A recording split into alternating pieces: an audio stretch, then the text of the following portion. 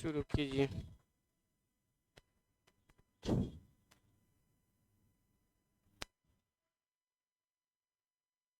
Okay. नमस्कार दोस्तों, आप सभी का स्वागत है अग्रवाल स्मार्ट क्लासेस में। और मैं आपको आज हिंदी मीडियम में जो है बायोलॉजी 12th का क्लास करवाने वाला हूं। तो यहाँ पर आप लोग ध्यान से देखिएगा और ध्यान से इसको सुनिएगा, ठीक है। और जो सब भी पढ़ रहे हैं तो आप ऐसे नहीं कि ऐसे करके देख रहे हैं पढ़ रहे हैं, साथ साथ कॉपी और कलम लेके बैठिएगा और उसके बाद उसका नोट्स बनाना शुरू कीजिएगा। विदाउट नोट्स बनाए आपके दिमाग में सही तरह से नहीं समझ में आएगा, ठीक है। तो इस बात का जो है खासम खास ध्यान रखिएगा। और चलिए आज हम लोग पढ़ते हैं बायोलॉजी को। देखिए,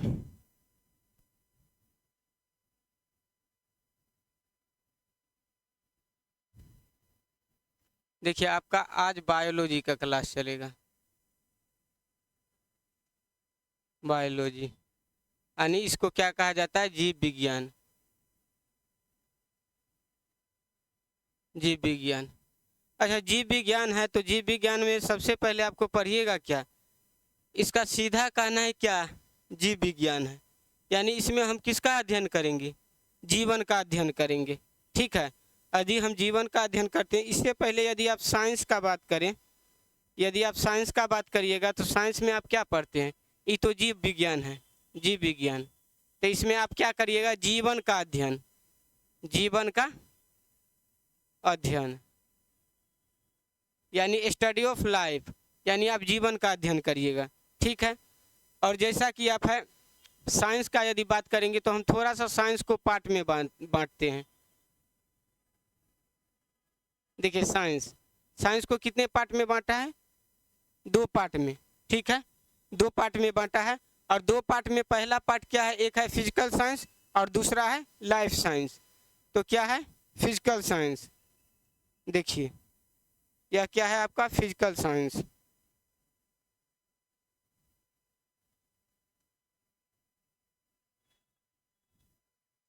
फिजिकल साइंस यानी भौतिक विज्ञान।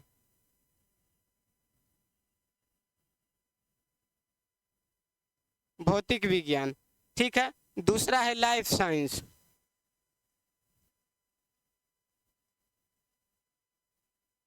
लाइफ साइंस है। लाइफ साइंस का हिंदी क्या होता है?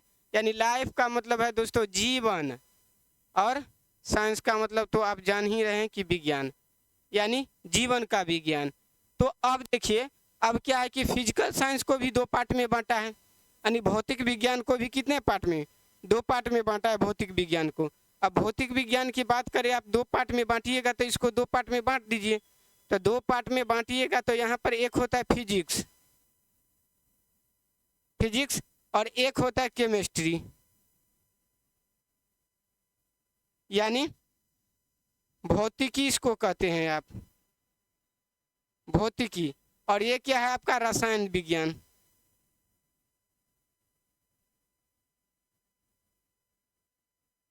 रसायन विज्ञान। तो इससे देखिए क्या है आपका कि भौतिक और रसायन क्या है, इसमें किसका अध्ययन आप कर रहे हैं? निर्जीव का अध्ययन कर रहे हैं, क्योंकि इसमें तो जीवन है नहीं। जीवन है एकोगो में? नहीं है। लेकिन यहाँ पर सीधा कह रहा है कि जीवन का अध्ययन, यानी आप लाइफ का अध्ययन यहाँ पे कर रहे हैं। तो यह दोनों क्या है? निर्जीव है। यह दोनों क्या है? निर्जीव। देखिए, यानी यह दोनों क्या है आपका? निर्जीव, यानी नॉन लिविंग है, इसमें जीवन नहीं है, ठीक है। और इसमें आप जीवन का अध्ययन करेंगे तो जीवन किस में रहता है? तो सजीव में रहता है, सजीव। अभी देखिए हम साइंस को डिफाइन करना चाह रहे हैं, ठीक है, कि साइंस है क्या। साइंस में आप अध्ययन किसका करेंगे? अब देखिए, तो यहाँ है निर्जीव और यहाँ है सजीव, यानी यहाँ है लिविंग, यहाँ है लिविंग, और यह क्या है? Non living.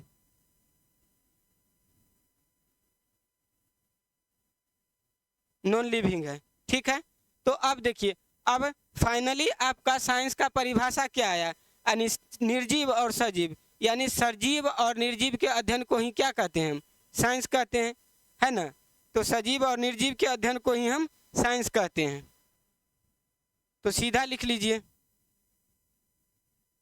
सजीव और निर्जीव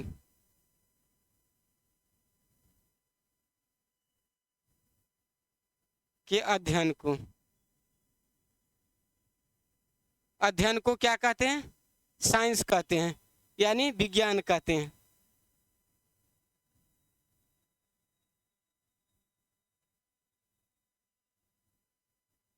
यह है आपका साइंस का परिभाषा। आप देख लीजिए कि किस तरह से साइंस का परिभाषा को क्या किया जाता है, फॉर्म किया जाता है। आप यहाँ अब देखिए, अब यहाँ से आपको अब जीवन का कंसेप्ट आ गया कि जीव का जो है, यहाँ पर जीवन का अध्ययन करेंगे तो सजीव तो आ गया आपका, ठीक है, सजीव आ गया, ठीक। अब सजीव आ गया तो इसका अध्ययन करेंगे तो किस बेसिस पर करेंगे? सबसे छोटा पार्ट इसका क्या होता है, पहले उसका स्टडी करेंगे, उसके बाद देन दूसरे चीज का स्टडी करेंगे। तो सजीव का इकाई का बात करेगा तो इकाई का बात क्या होता है? इकाई क्या कहा जाता है? सेल कहा जाता है, यानी सेल को इकाई कहते हैं, यानी कोशिका। तो इसकी सबसे छोटी इकाई क्या है? कोशिका होता है। आपको क्वेश्चन पूछता है कि बताइए कि जो है सजीव की संरचनात्मक एवं क्रियात्मक इकाई को क्या कहते हैं, तो वह क्या होता है? कोशिका। तो यह क्या है? संरचनात्मक एवं क्रियात्मक इकाई। यह देखिए, इसको क्या कहेंगे? सजीव की संरचनात्मक एवं क्रियात्मक इकाई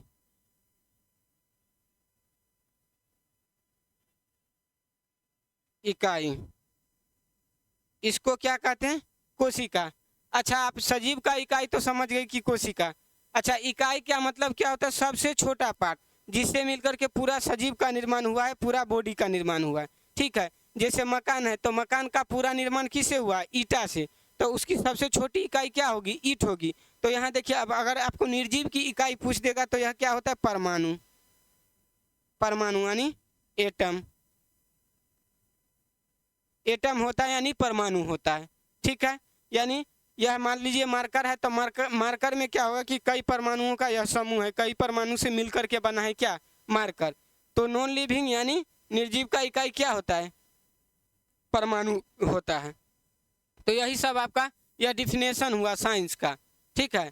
उसके बाद हम आपको चलेंगे, अभी तो आपका बेसिक तैयार कर रहे हैं, चूंकि आप पहले से पढ़ के नहीं आए, पहले से क्या पढ़े हैं नहीं पढ़े हैं हमको यह नहीं पता है, लेकिन यदि हम आपको पढ़ा रहे हैं तो सबसे पहले आपका बेसिक ठीक करेंगे, देन आपका क्या करेंगे, उसके बाद फिर एडवांस लेवल पर ले जाएंगे। नहीं तो आपका बेसिक नहीं समझ में आएगा, कोशिका नहीं समझ में आएगा कि क्या है नहीं है, तो उसके बाद आपको कुछ समझ में नहीं आएगा बायोलॉजी में, ठीक है। तो चलिए अब अगला चीज को देखते हैं, हम कोशिका को थोड़ा सा डिफाइन करते हैं। अब देखिए, अब लाइफ के बारे में आप समझ गए। थोड़ा सा यदि हम लाइफ के बारे में जानने का प्रयास करेंगे कि जीवन की उत्पत्ति हुई कैसी, क्योंकि बायोलॉजी पढ़ रहे हैं, जीवन को पढ़ रहे हैं, तो इस पता होना चाहिए ना हमको कि जीवन की उत्पत्ति हुई कैसे, ठीक है। चलिए, तो अब इसको पढ़ते हैं कि जीवन की उत्पत्ति हुई कैसे। सबसे पहला जीव कौन आया, कहाँ पर आया, धरती पर आया कि आकाश में आया कि जल में आया, इसको हम बात करेंगे, ठीक है। तो देख लीजिए, सबसे पहला यदि आप पढ़िएगा यहाँ पर तो देख लीजिए, छोटा सा पॉइंट था, ठीक है, छोटा सा क्या था? पॉइंट था, ठीक है। इसको क्या कहते हैं? परमाणु। इसको आदि परमाणु कहा जाता है। देखिए, थोड़ा सा कंसेप्ट का बात करेंगे, आप लोग इसको घबराइएगा नहीं कि थोड़ा ज़्यादा करवा रहे हैं, ठीक है, इसको समझ लीजिए। तो यहाँ पर क्या है कि इसका नाम क्या है? आदि परमाणु। यानी आदि का मतलब क्या होता है? सबसे पुराना, ठीक है, यानी सबसे पहले आने वाला, सबसे पुराना, आदि का मतलब होता है, ठीक है। तो अब देखिए, आदि परमाणु था। अब आदि परमाणु था तो देखिए इसका क्या था? इसमें घनत्व बहुत ज्यादा था। क्या था? घनत्व क्या था? बहुत अधिक था। ऊपर तीर सिंबल का मतलब अधिक था। इसमें टेम्परेचर भी, तापमान भी क्या था? तापमान भी अधिक था। देखिए, अभी आप लोग घबराइएगा नहीं, चूंकि मैं आपका बैकग्राउंड तैयार कर रहा हूँ। उसके बाद आप जनन में चलिएगा, जीवों में जनन चलिएगा, सब कुछ करेंगे, ठीक है। अब बायोलॉजी पर है तो जीवन की उत्पत्ति तो पढ़ना जरूरी है, ठीक है, तो इसको पढ़ेंगे। अब देखिए, यहाँ पर घनत्व भी ज़्यादा था और तापमान भी क्या था? अधिक था। तो देखिए, जिसका घनत्व अधिक रहेगा, तापमान अधिक रहेगा, कभी न कभी वह क्या करेगा? विस्फोट करेगा, ठीक है। तो ये दोनों तापमान अधिक था, घनत्व ज्यादा था, तो यह परमाणु जो था क्या किया, विस्फोट किया। देखिए विस्फोट किया, विस्फोट किया तो विस्फोट करेगा तो इससे ऊर्जा निकलेगा ना। अब बताइए, विस्फोट करेगा तो ऊर्जा निकलेगा, ऊर्जा निकला, ठीक है, ऊर्जा निकला। अब देखिए ऊर्जा निकलेगा, विस्फोट करेगा तो ऊर्जा निकलेगा, तो इसमें ऊर्जा निकलेगा, तो इस ऊर्जा से मिलकर क्या हुआ कि क्या बना लिया कि द्रव्यमान का निर्माण यानी पदार्थ का निर्माण कर लिया। किसका? आप पढ़े ना कि ऊर्जा क्या होता है, ऊर्जा का या न तो हानि होता है ना ही निर्माण होता है, फॉर्म चेंज कर लेता है, कर लेता है, ठीक है। तो यह ऊर्जा क्या किया कि पदार्थ में परिवर्तित हो गया, ठीक है। अच्छा बताइए, पदार्थ में परिवर्तित होगा तो कोई पदार्थ छोटा भी होगा, कोई पदार्थ क्या होगा, बड़ा भी होगा। यानी कोई पदार्थ क्या, मान लीजिए छोटा भी हुआ, कोई बड़ा भी होगा, दोनों पदार्थ है, ठीक है ना। तो पदार्थ है तो इसमें द्रव्यमान होगा ना कुछ द्रव्यमान होगा, इसमें भी द्रव्यमान होगा, और द्रव्यमान किस में होगा, इसमें भी होगा। बस खाली समझने का प्रयास करिएगा, तो द्रव्यमान है, ठीक है, दोनों में द्रव्यमान है। तो अब बताइए जिसका द्रव्यमान ज्यादा होगा और जिसका कम होगा, तो एक कंसेप्ट आता है गुरुत्वाकर्षण, ठीक है। तो जिसका द्रव्यमान ज्यादा रहता है उसमें गुरुत्वाकर्षण ज्यादा रहेगा, जिसका द्रव्यमान कम रहेगा उसमें गुरुत्वाकर्षण कम रहेगा। अब गुरुत्वाकर्षण डिपेंड किस पर करेगा, द्रव्यमान पर। यहाँ पर देख लीजिए, तो द्रव्यमान पर जिसमें कम द्रव्यमान उसमें गुरुत्वाकर्षण बल क्या, कम, गुरुत्वाकर्षण कम होगा, ठीक है। अब देखिए इसमें क्या होगा, गुरुत्वाकर्षण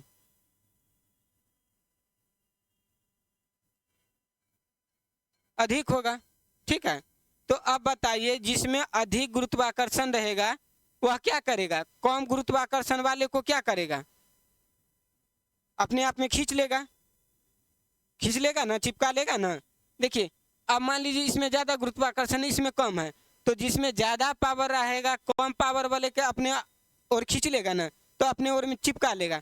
तो जितना भी छोटा बड़ा पदार्थ था, तो जो बड़ा पदार्थ था ज्यादा गुरुत्वाकर्षण के कारण क्या किया, अपने में सबको चिपका लिया, सटा लिया। जब अपने में सबको सटा लिया तो देखिए इसी तरह बड़ा एगो पिंड बन गया। तो जो बड़ा पिंड बन गया तो यही सब क्या होता है, ग्रह, ग्रह। इसी तरह जो बड़ा था छोटा को क्या किया, अपने आप में चिपका लिया, उसको क्या कर दिए, ग्रह। यानी जितना भी आकाशीय पिंड है उसमें एक क्या आता है, ग्रह। चूंकि हम ग्रह का बात इसलिए कर रहे हैं क्योंकि वही ग्रह हमारा क्या है, पृथ्वी है। जीवन की उत्पत्ति का पढ़ने के लिए हमको पृथ्वी पर तो जाना पड़ेगा, है कि नहीं। तो अब ग्रह का निर्माण हो गया, तो ग्रह क्या है हमारा, पृथ्वी। अब देखिए ये पृथ्वी है, अब इसी पर पृथ्वी पर क्या होगा, जीवन की उत्पत्ति होगा, ठीक है। तो अब देखिए यहाँ पर देखिए, अब पृथ्वी पर क्या है, देखिए यह है आपका क्या, पृथ्वी। बस ध्यान से दिखते जाइएगा, यह है पृथ्वी। पृथ्वी पर आप लोगों को यदि पता नहीं है तो आप जानते हैं 10वीं वार में 8वीं वार में पढ़े होंगे, 71% जल है ना, है पृथ्वी पर क्या है, 71% जल, 71% जल है। इसी जल में क्या हुआ कि जीवन की सबसे पहली बार उत्पत्ति हुआ। तो इसमें जीवन की उत्पत्ति हुआ, और सारा कंसेप्ट है लेकिन वहां आप लोग को नहीं ले जाएंगे। जीवन की उत्पत्ति, यहाँ से आपका क्वेश्चन पूछता है। अब बताइए जीवन की उत्पत्ति हुआ तो सबसे पहले यह भी बात आएगा कि भाई जीवन का उत्पत्ति हुआ तो सबसे पहले कौन जीव आया, है ना। तो अभी आप जो है जब अलैंगिक जनन पढ़िएगा तो उसमें शैवाल पढ़िएगा, ठीक है। तो सबसे पहले जीवन की उत्पत्ति हुआ तो जीवन में सबसे पहले कौन आया, शैवाल, जिसका नाम है नील हरित शैवाल, यानी ब्लू ग्रीन एल्गी, नील हरित शैवाल आया। अच्छा नील हरित शैवाल क्या है, एक प्रकार का ये पौधा है, समझे। जब हम आपको प्लांट किंगडम पढ़ाएंगे तो वहां पढ़ाएंगे, ठीक है। क्या है नील हरित शैवाल, एक प्रकार का पौधा है। अच्छा एक प्रकार का पौधा है तो पौधा बताइए प्रकाश संश्लेषण करेगा कि नहीं करेगा, तो प्रकाश संश्लेषण करेगा। तो प्रकाश संश्लेषण ही, अब देखिए ये प्रकाश संश्लेषण करता है, प्रकाश संश्लेषण। प्रकाश संश्लेषण किया और प्रकाश संश्लेषण किया तो इसी से फ्री ऑक्सीजन आया। कौन आया? Free oxygen. तब क्या किया कि जीव सांस लेना जो है, जीव क्या किया, जीव को यानी जीवनदायिनी गैस जिसको कहते हैं ऑक्सीजन, सांस लेने के लिए O2 मिल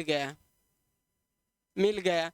अब इसी से जो है जितना भी विकसित जीव है उसका क्या होगा, ये प्रादुर्भाव होगा, आएगा पृथ्वी पर। अब हम यहाँ से जीवन का कंसेप्ट आ गया, जीवन का निर्माण कैसे हुआ, कहाँ हुआ। तो आपसे क्वेश्चन पूछेगा कि बताइए जीवन की उत्पत्ति सबसे पहले कहाँ हुई? जल में। जल में हुई। सबसे पहला जीव, सबसे पुराना जीव कौन आया? नीलहरित शैवाल आया। ठीक है, यही आया तो एक प्रकाश संश्लेषण किया और प्रकाश संश्लेषण किया तो फ्री ऑक्सीजन क्या हुआ कि इन्वायरमेंट में आया। और फ्री ऑक्सीजन आया तो जितना भी विकसित जीव है क्या करता है, सांस लेने का में किसका प्रयोग करता है? ऑक्सीजन का। इसलिए इसको जीवनदायिनी गैस कहा जाता है। ठीक है, आप समझ गए? अच्छा, लाइव है या रिकॉर्डेड है? चलिए ये हो गया। ठीक, अब आइए, ये हो गया तो अब आगे चलते हैं। अब देखिए आपका जीवन की उत्पत्ति हो गया। तो अब जीवन की उत्पत्ति हो गया तो हम क्या बताएं कि सजीव की इकाई क्या होता है? कोशिका होता है, बताएं ना। तो अब कोशिका, अब कोशिका को, कोशिका, तो कोशिका कितने प्रकार का? 2 प्रकार का। ठीक है, 2 प्रकार का। एक होता है प्रोकैरियोटी, एक होता है यूकैरियोटी सेल, 2 प्रकार का। ठीक है, तो अब देखिए एक होता है प्रोकैरियोटी, प्रोकैरियोटी कोशिका। ठीक है, एक क्या होता है?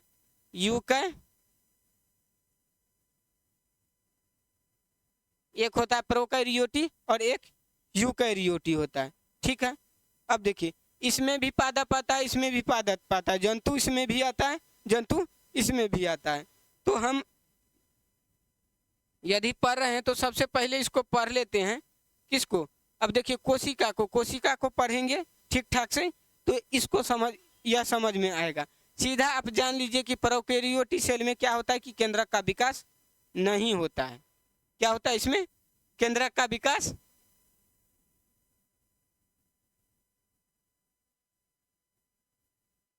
नहीं होता है। ठीक है, इसमें क्या होता है? केंद्रक का विकास होता है। सब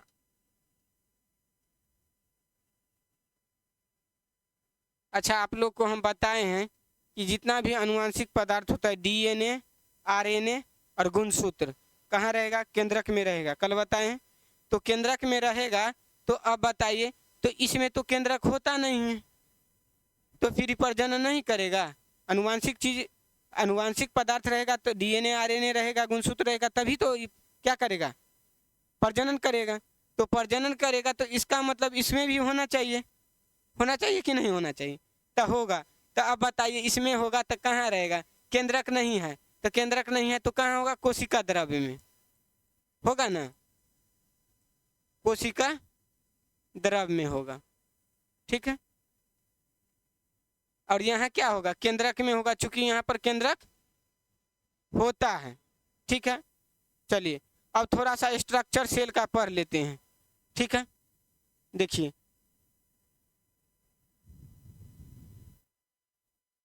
अब सेल का स्ट्रक्चर हम आपको यदि पता है तो देख लीजिए।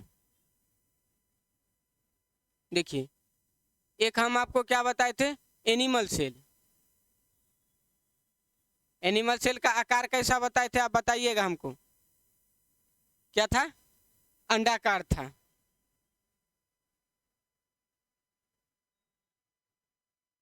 अंडाकार था। ठीक है, और एनिमल सेल का कैसा था? आयताकार था, या चौकोर आप कह सकते हैं या वर्गाकार कह सकते हैं, इस टाइप का था। ये है आपका क्या, एनिमल्स, सॉरी थोड़ा छोटा बनाते हैं, दिख रहा है थोड़ा सा इधर।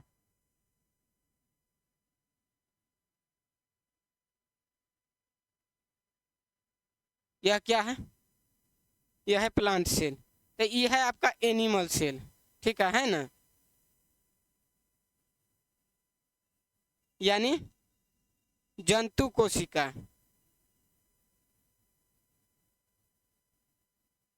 जंतु कोशिका। यह क्या है, पादप कोशिका।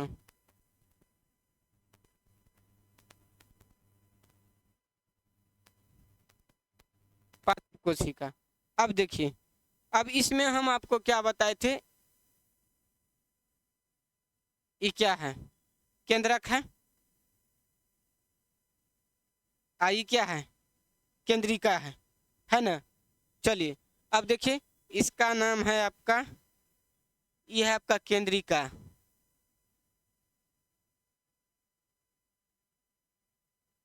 केंद्रिका यानी न्यूक्लियोलस, ठीक है। यह क्या है, केंद्रक।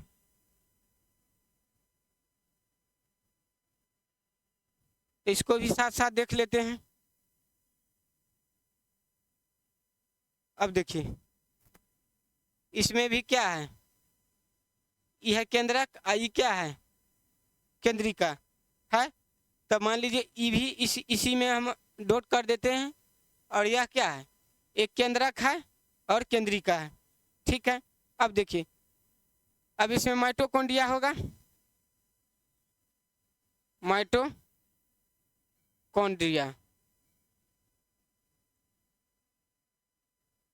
तो माइटोकॉन्ड्रिया, अब देखिए हम आपको क्या बताए थे कि माइटोकॉन्ड्रिया जितने भी कोशिकांग, यानी जैसे लाइसोसोम हुआ, गोल्जी बॉडी हो गया, आपका जो है राइबोसोम हो गया, सेंट्रोसोम हो गया, जितना भी है, यह सब कहाँ होता है, कोशिका द्रव में कि केंद्रिका द्रव में, कोशिका द्रव में है, होता है ना, साइटोप्लाज्म में।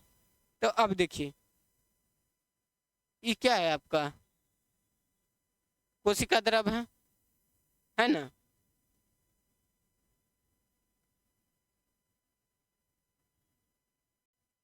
ये कोशिका द्रव है, ठीक है, कोशिका द्रव है। यहीं पर आपका क्या होता है कि माइटोकॉन्ड्रिया इस टाइप से रहता है, देखिए।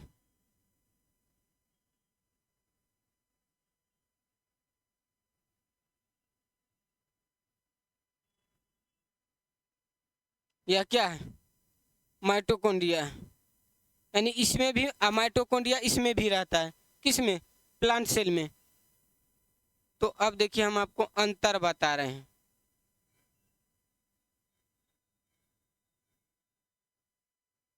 यह क्या है, माइटोकॉन्ड्रिया, ठीक है। अब आपको क्या बोले थे, यहाँ पर देखिए दूसरा, अच्छा इसमें भी तो क्या है कि इसमें भी कोशिका द्रव रहेगा, दोनों में होगा ना। जिसको पता है आप लोग हाँ हाँ बोलते रहिएगा। बच्चा में कहानी सुने, किस्सा यार, दादी लोग सुनाती थी तो क्या कहती थी, हाँ हाँ बोलते रहना है, तब हमको पता चलेगा कि तुम नहीं सोया है ना। तो चलिए जो जानते हैं बोलिएगा। अब देखिए ये क्या है, कोशिका द्रव, ये है ना। तो मान लीजिए मान लीजिए क्या, कोशिका द्रव इसमें भी रहता है, यानी इंग्लिश में साइटोप्लाज्म, और कोशिका द्रव इसमें भी रहता है, ठीक है ना। अब देखिए माइटोकॉन्ड्रिया इसमें भी है, माइटोकॉन्ड्रिया उसमें भी है। अब देखिए यहाँ पर राइबोसोम है, ये क्या है, राइबोसोम है। और यहाँ पर भी क्या है, इसमें भी तो राइबोसोम रहता है ना। तो दोनों में राइबोसोम क्या होगा, राइबोसोम इसमें भी रहेगा और इसमें भी है, दोनों में है। उसके बाद बताइए, उसके बाद गोल्जी बॉडी है, ठीक है, गोल्जी बॉडी, थैलीनुमा संरचना होता है इस टाइप का, तो गोल्जी बॉडी। यहाँ भी क्या है, गोल्जी बॉडी है। तो गोल्जी बॉडी इसका मतलब क्या होता है कि दोनों में रहता है,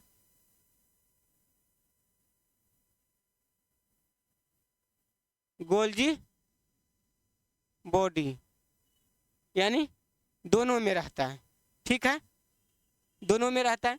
उसके बाद अब देखिए यहाँ पर जो है, जैसे ये हम आपको बताए हैं, तो यहाँ पर एक और झिल्ली रहती है। ठीक है, किस में? प्लांट सेल में। तो प्लांट सेल में एक और झिल्ली रहती है।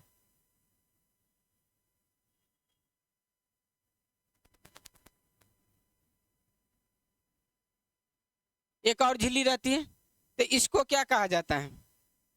कोशिका झिल्ली। यह क्या है? यह देखिए, यह क्या है? कोशिका झिल्ली। कोशिका झिल्ली। यह क्या है? इसमें भी कोशिका झिल्ली। देखिए दोनों में अभी जितना इसमें है उतना सेम सेम है। ठीक है, अब देखिए यहाँ पर एक होता है वैक्यूल, ये वाला छोटा सा इसमें है। ठीक है, लेकिन इसमें क्या होता है? इस टाइप से रहता है, इस टाइप से। तो यह बड़ा सा है। तो यह क्या है? रसधानी इसको कहते हैं, रिक्तिका। रिक्तिका इसमें भी है और रिक्तिका इसमें भी है।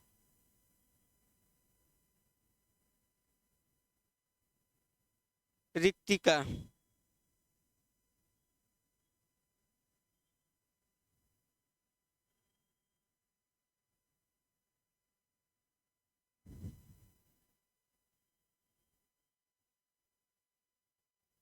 इसमें भी है और इसमें भी है, यानी दोनों में है। तो इसमें छोटा होता है या नहीं के बराबर होता है, या बहुत छोटा होता है। ठीक है, इसमें क्या होता है कि बहुत बड़ा होता है, रिक्तिका। ठीक है, अब देखिए जितना भी है अभी सब सेम सेम है। ठीक, अब पूछता है कि पादप कोशिका और जंतु कोशिका में अंतर। तो सबसे पहले यह क्या होता है? गोलाकार होता है, अंडाकार शेप। इसका आकार क्या होता है? आयताकार या चौकोर कह सकते हैं। ठीक है, अब देखिए, अब इसमें देखिए, अब दो झिल्ली बताएं, एक ये वाला झिल्ली है और एक इसमें देखिए ये वाला झिल्ली है ना, है बाहरी झिल्ली। तो इसको कहते हैं कोशिका भित्ति।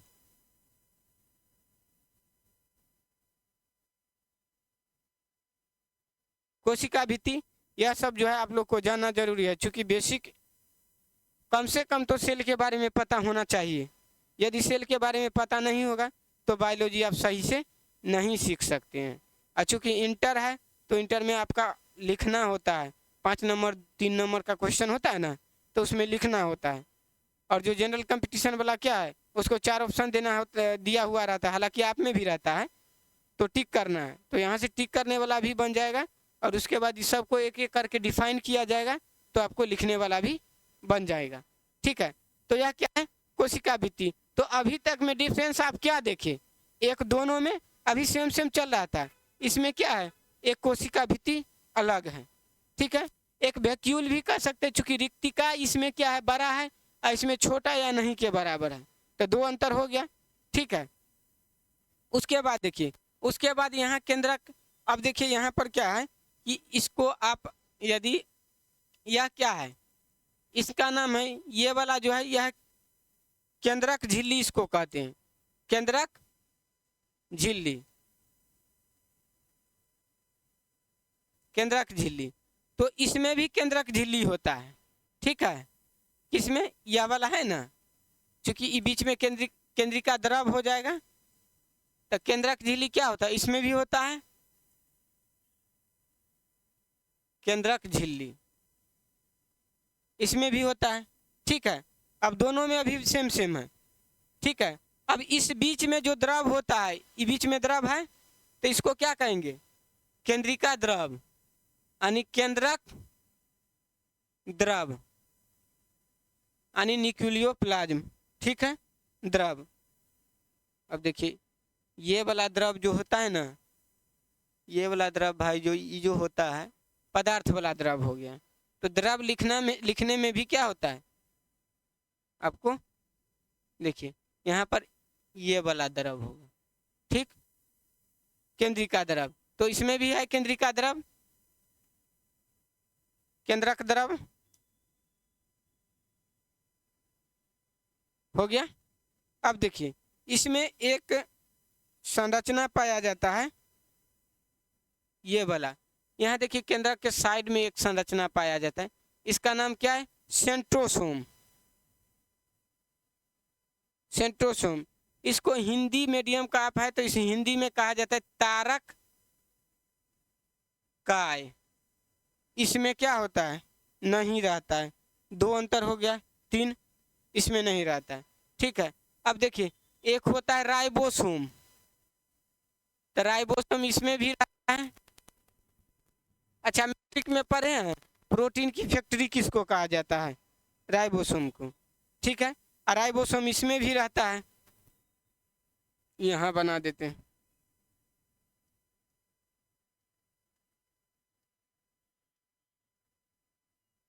राइबोसोम इसमें भी रहता है।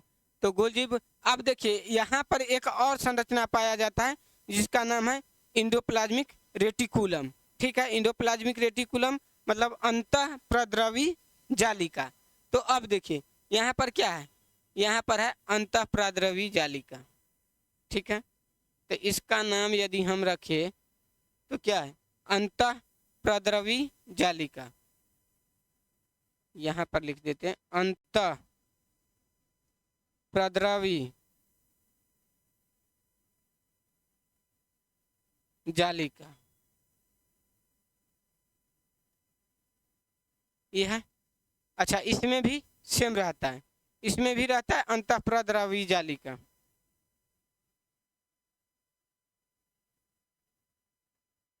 ये वाला।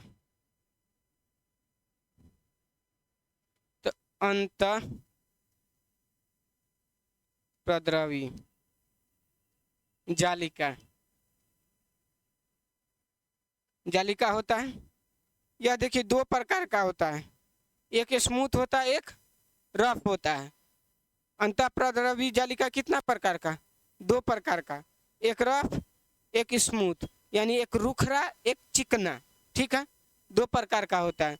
तो 2 प्रकार का होता है, तो यहाँ पर देखिए 2 प्रकार का होता है, तो एक होता है चिकना अंतः प्रद्रवी जालिका, चिकना, और एक होता है क्या, बोलिए रुखरा, ठीक है।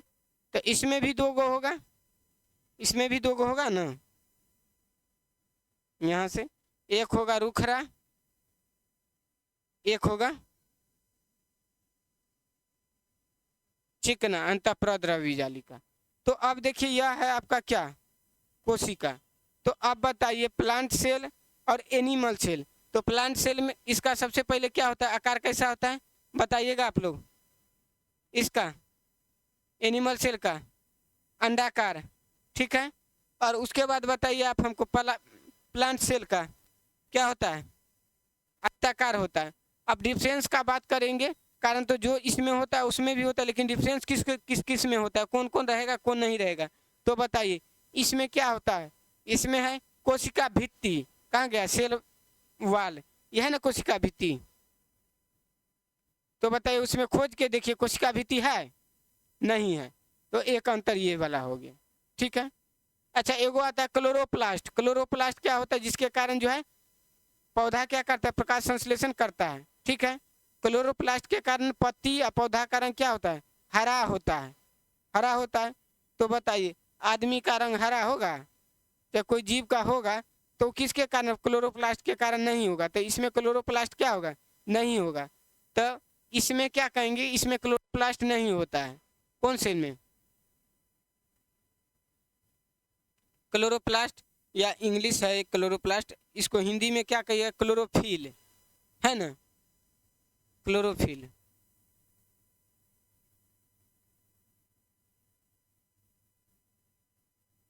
क्लोरोफिल क्या होता है, इसमें नहीं रहता है, ठीक है, नहीं रहता है। तो इसे अच्छा है कि नहीं रखें, पूरे मिटा दीजिए, लेकिन इसमें रहता है, तो इसमें क्लोरोफिल होता है, तो यहाँ पर लिख दीजिए क्लोरोफिल।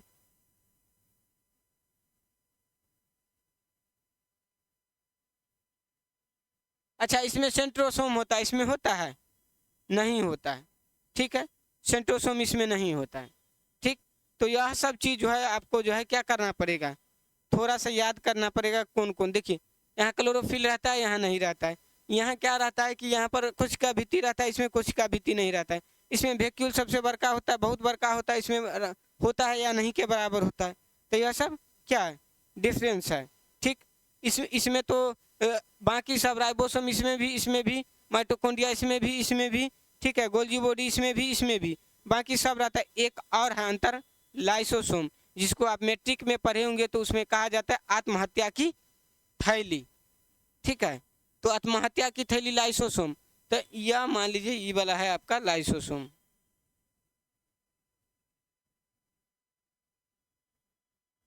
ये क्या है, लाइसोसोम। तो यहाँ पर लाइसोसोम होता है।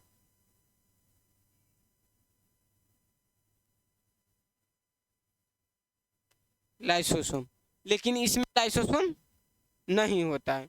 तो यही 3-4 अंतर आपका है। तो जो प्लांट सेल में, देखिए प्लांट सेल में, एनिमल सेल में तारकाय यानी सेंट्रोसोम लाइसोसोम होता है, इसमें नहीं होता है। इसमें क्या क्लोरोफिल होता है और कोशिका भित्ति होता है, उसमें नहीं होता है।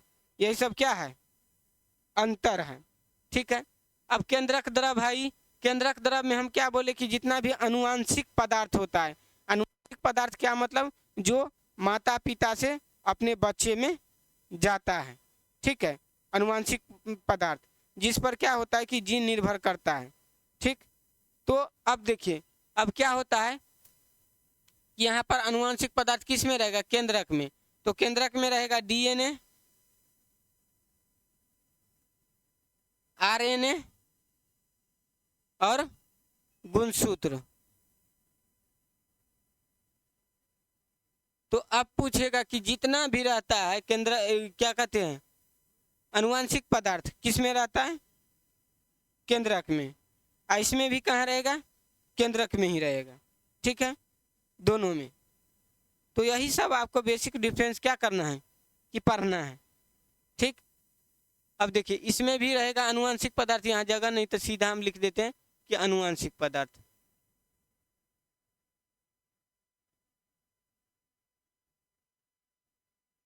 हालांकि पौधा में उतना डिपेंड नहीं करता है, लेकिन अनुवांशिक पदार्थ इसमें भी केंद्रक में ही क्या होता है कि होता है। तो यह सब जो है आपको क्या करेगा, पढ़ना पड़ेगा। अब देखिए आपका जनन है, जनन है ना। अच्छा, जितना भी क्वेश्चन पूछा जाता है, जो भी आप ऑनलाइन में है, वो अभी क्या करिएगा, जवाब दीजिएगा, उसको भी जवाब देना है। क्योंकि ऑफलाइन में जो लोग बैठे हैं वह जवाब देते हैं। ठीक है, तो इस जो स्ट्रक्चर है इसको आपको अच्छा तरह से दिमाग में बैठा लेना है। ठीक है, तो यही सेल है। चलिए अब आगे देखते हैं। अब सजीव, सजीव के बारे में आप पढ़े तो सबसे पहले कहेगा कि सेल तो आप जान गए। सजीवों के बारे में जानते हैं, जो सांस ले सकता है, जो मूवमेंट कर सकता है ना, जो भोजन कर सकता है, जिसमें वृद्धि विकास हो सकता है, वह क्या है, सजीव है। तो जिसमें हम आप जिसमें हम किसको रखे थे, प्लांट को रखे थे और एनिमल को रखे थे। ठीक है, तो यह सब। अब देखिए आपको क्या होगा कि आपको पढ़ना होगा, जब जनन पढ़ते हैं तो उसमें आपको पढ़ना होगा कि गुणसूत्र एक होता है, क्या होता है कि लैंगिक गुणसूत्र होता है, एक अलैंगिक गुणसूत्र होता है। उससे पहले आपको सेल पढ़ना पड़ेगा। एक कायिक सेल होता है और एक क्या होता है, सेक्सुअल सेल होता है। ठीक है, तो अब देखिए कायिक कोशिका और जो होता है और लैंगिक कोशिका क्या अंतर है। एक देखिए, एक होता है कायिक कोशिका, ये रेड से ठीक नहीं दिखता है शायद ऑनलाइन में, बहुत को कलर विजन रहता है तो उसको लाल और हरा पहचान में ही नहीं आता है, उसको नहीं दिखेगा। ठीक है, तो यहाँ पर क्या है, कायिक कोशिका,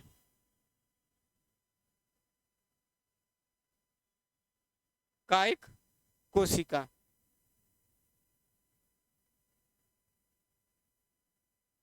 एक क्या होता है लैंगिक कोशिका। ठीक है,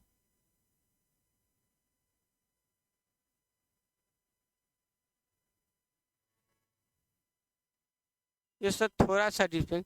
देखिए इस पर क्या होगा, जीन भी इसी टाइप से रहता है, तो इस पर लिंग का निर्धारण होगा। इससे क्या होगा, इससे होगा लिंग का निर्धारण होगा।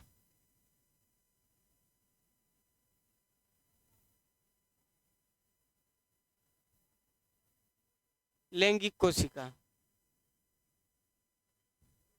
देखिए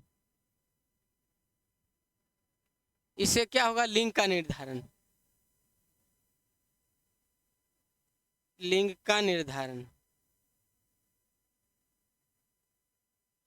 ठीक है, अब देखिए ई क्या है, आपका काय कोशिका, इसको इंग्लिश में सोमेटिक सेल कहते हैं। ठीक है, इसमें जितना भी सेकेंडरी सेक्सुअल कैरेक्टर होता है, द्वितीयक लैंगिक लक्षण होता है, उसके लिए जिम्मेवार कौन कोशिका है, ये वाला। अब जब आप गुणसूत्र पढ़िएगा तो उसमें जो है आप पढ़िएगा कि जो है ऑटोसोम, ठीक है, और सेक्सुअल मतलब क्रोमोजोम। तो ऑटोसोम में क्या होगा, तो ऑटोसोम में वही यही वाला काय गुणसूत्र होता है, और उसमें जो है क्या होता है सेक्सुअल क्रोमोजोम जो लिंग निर्धारण करेगा वो वाला होता है। तो सेक्सुअल क्रोमोजोम एक जोड़ा होता है, और यह वाला ये वाला क्या होता है काय गुणसूत्र होता है 22 जोड़ा। टोटल गुणसूत्र क्या होता है मानव में 23 जोड़ा। ठीक है, तो वही वाला बात है। अब देखिए यहाँ पर क्या होगा, यहाँ पर यहाँ पर काय कोशिका यह क्या करता है, द्वितीयक लैंगिक लक्षण के लिए क्या होता है, सब आप लोग को डिटेल में लिखाया जाएगा। अभी जो है तो यह सब आपका 11th में था, फिर 12 में भी थोड़ा बहुत होगा। तो द्वितीयक लैंगिक लक्षण क्या है, यह क्या होगा कि द्वितीयक लैंगिक लक्षण के लिए क्या होगा, लक्षण के लिए जिम्मेवार,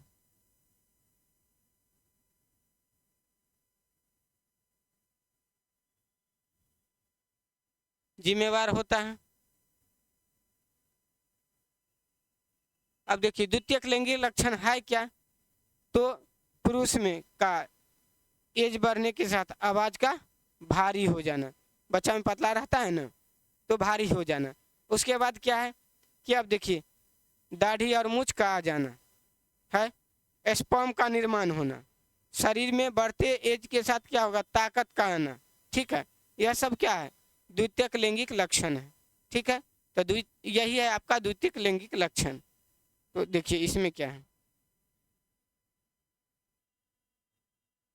यानी द्वितीयक लैंगिक लक्षण है क्या,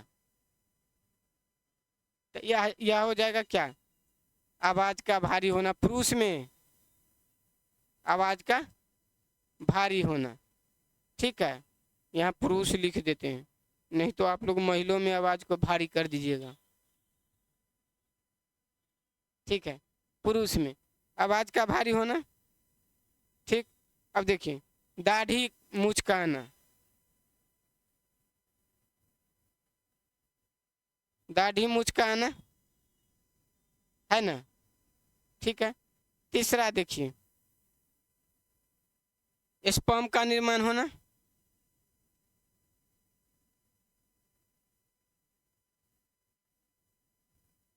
स्पर्म का निर्माण होना, बढ़ती उम्र के साथ क्या होगा ताकत बढ़ेगा, ये वाला हो गया है ना। अब देखिए महिला में क्या होगा द्वितीयक लैंगिक लक्षण, बताइएगा आप लोग। देखिए महिला में क्या होगा, यहाँ कर लेते हैं। देखिए महिला में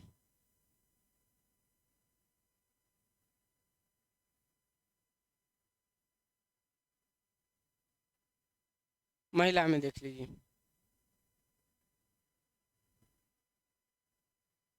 देखिए इसमें क्या होगा स्तन का विकास होना। ठीक, स्तन का विकास होना,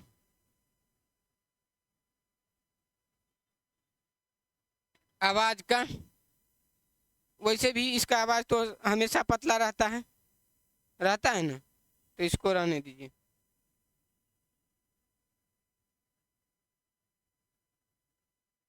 अब देखिए यहाँ पर क्या होगा, स्तन का विकास होना, दुग्ध ग्रंथि का विकास होना, दुग्ध ग्रंथि का विकास होना, और ओभम का निर्माण होना, यानी अंडाणु का क्या होना, निर्माण होना। ओभम उसको इंग्लिश में कहते हैं, अंडाणु का निर्माण होना।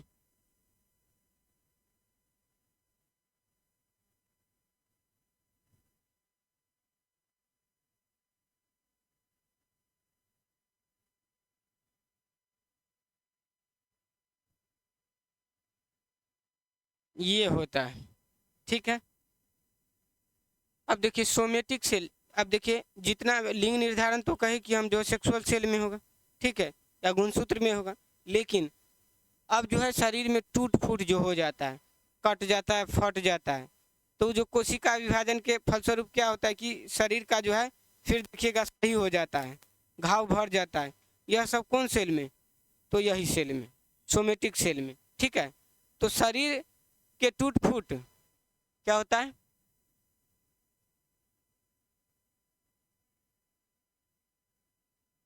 शरीर में टूट फूट का मरम्मत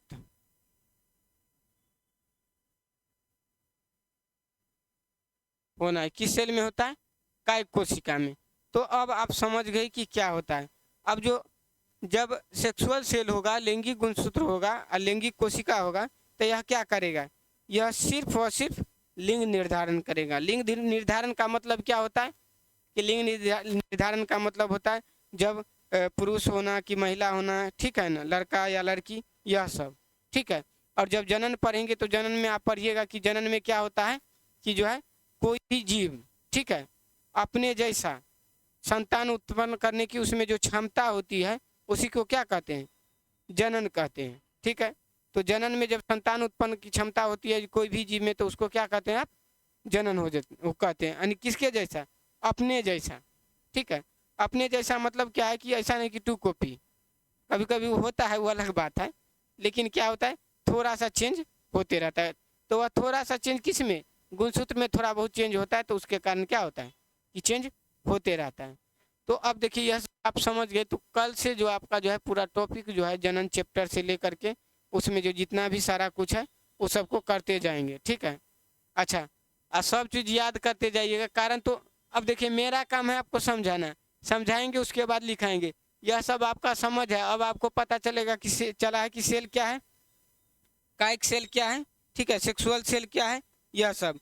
गुणसूत्र मतलब जो है जितना भी आनुवंशिक पदार्थ कहाँ रहता है, तो केंद्रक में रहता है, ठीक है। अब कहेगा कि जो है कोशिका विभाजन जब होगा और लैंगिक कोशिका विभाजन जब होता है, तो उसमें पूछेगा कि कौन सा चीज़ भाग लेगा, तो आनुवंशिक चीज़ भाग लेगा, ठीक है। तो यह सब आपको जितना भी होगा वह सब अगला चैप्टर में आपको बताया जाएगा, ठीक है। आप सभी जो है ठीक ठाक से इसको देख लेंगे, अपना नोट्स तैयार कर लेंगे, चूँकि अब आपका क्लास स्टार्ट होगा, ठीक है, चैप्टर वाइज पढ़ाया जाएगा। तो आप सभी को धन्यवाद।